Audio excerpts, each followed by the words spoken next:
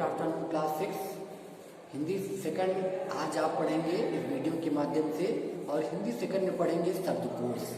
जैसे English language का, अंग्रेजी भाषा का या संस्कृत भाषा का शब्दकोश होता है, उनके शब्द होते हैं, शब्द विशेष होते हैं, उनके अर्थ होते हैं, वे पर्यायवाची होते हैं। ठीक उसी प्रकार से हिंदी भाषा के भी, जो हिंदी का लैंग्वेज, उसके भी अपने शब्दकोश होते हैं। ठीक है, तो यहाँ पर शब्दकोश की जो बात यहाँ पर आपके पाठ्यक्रम में, आपके सिलेबस में दिया हुआ है, उसके विषय में आज इस वीडियो के माध्यम से हम आपको अवगत कराएंगे, इसका अध्ययन कराएंगे। इसके विषय में हम जानकारी देते हैं कि शब्दकोश क्या होता है। शब्दकोश के अपने अपने एक मायने होते हैं। आपने जो शब्द भंडार में, जैसे आपने हम इसके पूर्व की वीडियो में पढ़ाए थे शब्द भंडार के विषय में, तो उसमें जो शब्दकोश होता है, शब्दकोश के जो अनेकार्थी शब्द आपने देखा, पर्यायवाची शब्द आपने देखा, एक शब्द के अनेक शब्द देखे, विलोम शब्द देखे, समानार्थी शब्द देखा। ठीक है, ऐसे तमाम शब्दों को आपने देखा, और शब्दों के विभिन्न रूप होते हैं। ठीक है, ये कोई शब्द स्त्रीलिंग में होता है, कोई शब्द पुल्लिंग में होता है। ठीक है, कोई अरबी भाषा से शब्द लिया गया, कोई हिंदी भाषा से शब्द लिया गया, कोई संस्कृत भाषा से शब्द लिया गया। ऐसे तमाम शब्दकोश के सामने जो शब्द होते हैं, उनके सामने ऐसी बातें लिखी होती हैं। लिखना ही पड़ता है कि ये शब्द किस प्रकार से क्रिया है, कि विशेषण है, कि सर्वनाम है, कि संज्ञा है, कि क्रिया विशेषण है। जो भी शब्द जिस प्रकार के होते हैं, उनके सामने ऐसे शब्द को भी हमें लिखना चाहिए। ठीक है, तो शब्दकोश बनाते हुए आप भी किसी शब्दकोश को तैयार कर सकते हैं। ऐसा नहीं है कोई शब्दकोश अलग से आता है। शब्दकोश बनाने के लिए आपको भी चाहे तो आप एक डायरी ले लें, चाहे तो एक पुस्तक के रूप में शब्दकोशों को लिख सकते हैं।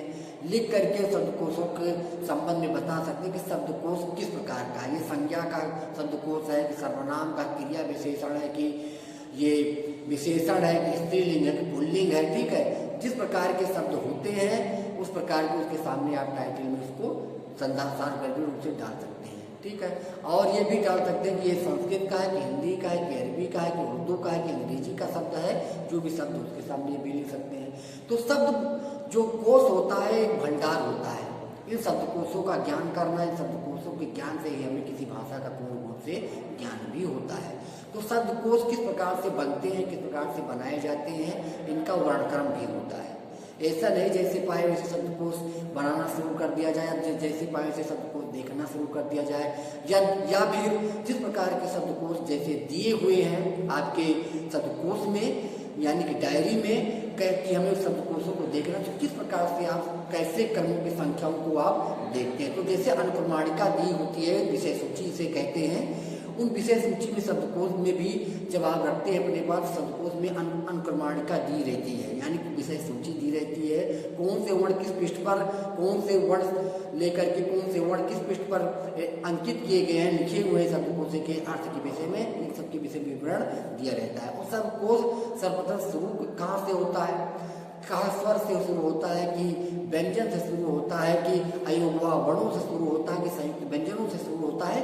किस प्रकार के स्वर कहाँ से प्रायः स्टार्ट किए जाते हैं, लिए जाते हैं, किस प्रकार से डायरी का प्रत्यु निर्माण होता है, पूर्ण निर्माण होता है, इन सब के विषय में यहाँ पर ये आपके पाठ्यक्रम में भी अवगत कराया गया है। और हम इस पाठ्यक्रम को पढ़ा करके इस वीडियो के माध्यम से भी हम आपको इस विषय में अवगत करा रहे हैं कि शब्दकोश का अपना एक मायने होता है। आप जब जितना भी शब्दकोश के विषय में अध्ययन करेंगे, जितना भी शब्दकोश के विषय में अवगत होंगे, जितने शब्दकोश के विषय में आपको जानकारी होगी, उतना ही आप किसी भाषा के आप अच्छे प्रगाढ़ जानकार होंगे। आपको भाषा पर उतनी पकड़ होगी, आप उतनी अच्छे लैंग्वेज में, भाषा में, किसी व्यवहार में, किसी से बातचीत मौखिक लिखित रूप से आप अभिव्यक्त कर सकते हैं। तो भाषा भंडार का, शब्दकोश का अपना यह अलग एक मायने है।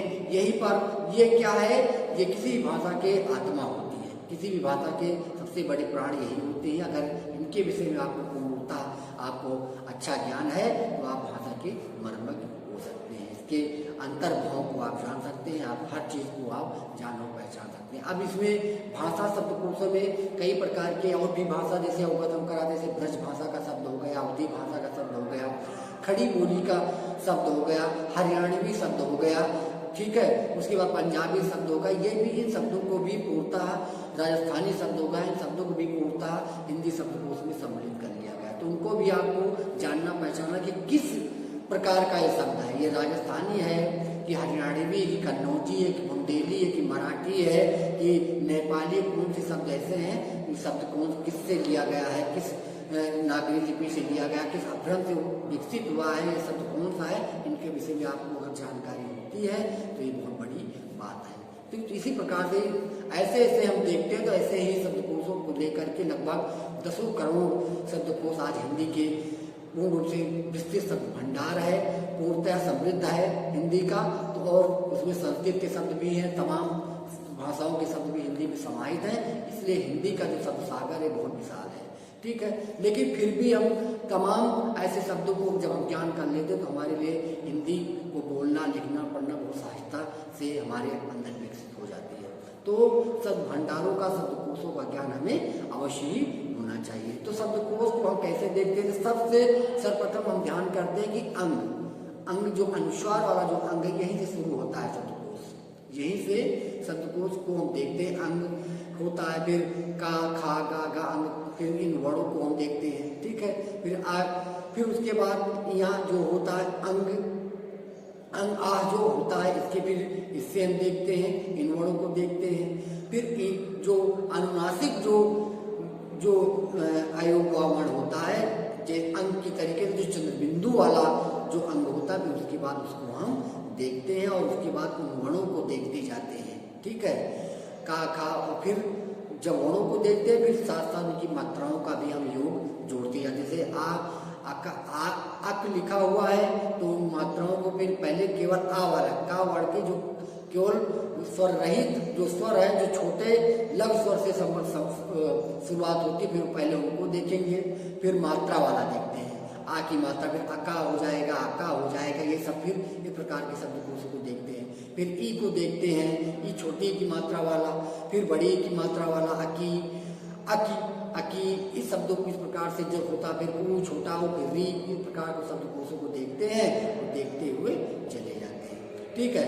ध्यान दें कि जो क्षिप्त वर्ण है, जो डा और ढा से बनते हैं, डा और ढा, इन शब्दों से जो छात्र, इन शब्दों से शब्दकोश कोई शुरुआत नहीं होती है, न इनसे कोई शब्दकोश बना हुआ, न इनका कोई अर्थ मायने होता। लेकिन आज आधुनिक युग में इनका भी कुछ मायने दिया जाने लगा है, इनके कुछ मायने होते, तो थोड़ा बहुत, ज़्यादा नहीं, हल्का या थोड़े से लघु में इनके भी कुछ शब्दकोश डायरी में आपको देखने को मिल जाएंगे, ठीक है।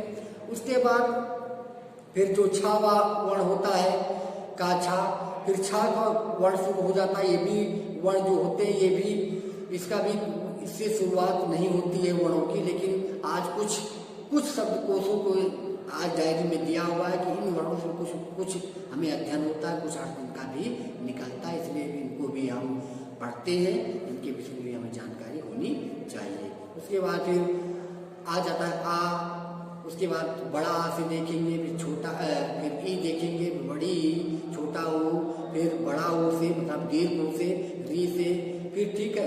इस प्रकार के फिर शब्दकोशों को ऐसे फिर हम देखते चले जाते हैं। का, खा, का वर्ग, चा वर्ग, पा वर्ग, टा वर्ग, ता वर्ग, इस प्रकार से हम शब्दकोशों को देखते हैं और उसका देखते हुए अनुप्रेरणा में जैसे दिए रहते हैं, उसको देखते हुए शब्दकोशों की विषय में जानकारी प्राप्त कर लेते हैं। तो कौन सा शब्द किस प्रकार का रहता है, इस प्रकार से क्रम से पहले शब्दकोशों को हम देखते हैं, उसके विषय में जानते हैं। उसके बाद कौन सा शब्द किस पर आधारित है, कौन सा शब्द संज्ञा है, कौन सा सर्वनाम है, कौन सा स्त्रीलिंग है, कौन सा पुल्लिंग है, कौन सा अवधि है, कौन सा ब्रज भाषा, सब उस प्रकार के शब्दों को भी सामने भी इसको भी वर्णित करना चाहिए। कौन सा विशेषण है, कौन सा क्रिया विशेषण, इस प्रकार के शब्दकोश भी डायरी में लिखा भी रहता है। अगर हमें भी ऐसे शब्दकोश को बनाए तो हमें भी इन प्रकार के शब्दों को उसके सामने अंकित कर देना चाहिए और ऐसे सीरियल टू सीरियल, क्रम टू क्रम, अनुक्रमाणिका से ऐसे शब्दकोशों का निर्माण में करना चाहिए, ठीक है। जिससे लोगों को समझने में और उसको पढ़ने में और उस चीज़ को अच्छी तरीके से समझने में, नॉलेज करने में उनको बहुत ही सहजता और आसानी महसूस हो और आसानी का अनुभव करें, ठीक है। तो ये शब्दकोश हैं। शब्दकोशों के विषय में इतना ही आज आपको जानकारी प्रस्तुत की गई है वीडियो के माध्यम से। जो भी जानकारी आपको शब्दकोश के विषय में दी गई, इसके विषय में आप इससे अवगत होइए, वीडियो को पूरा अवलोकन करिए और अवलोकन करने के बाद, देखने के बाद और जो भी हमने वक्तव्य दिया उसको समझिए और आप देखिए और शब्दकोश बनाने का समय पढ़िए और शब्दकोश बनाने का प्रयास कीजिए। शब्दकोश के अर्थों को समझने का प्रयास करिए, उसको प्रदान करने का भी प्रयास करिए। तो आपके पास भी कोई ना कोई डायरी अवश्य होनी चाहिए शब्दकोश की, सिर्फ खरीद लीजिए कहीं से भी मिले हिंदी की, और उसको आप पढ़ती रहिए और नए नए शब्दों पर खोज करिए और नए नए शब्दों का निर्माण करने का भी प्रयास करिए। आज की वीडियो में केवल इतना ही। आगे के प्रकरण में आपको पढ़ाएंगे संज्ञा या सर्वनाम, जो भी आपको प्रकरण होगा उसको पढ़ाएंगे। तब तक इस वीडियो के माध्यम से शब्दकोशों के विषय में इतना ही जानकारी आपको दी गई, इसको पढ़िए और शब्दकोशों के विषय में अधिक और जानकारी प्राप्त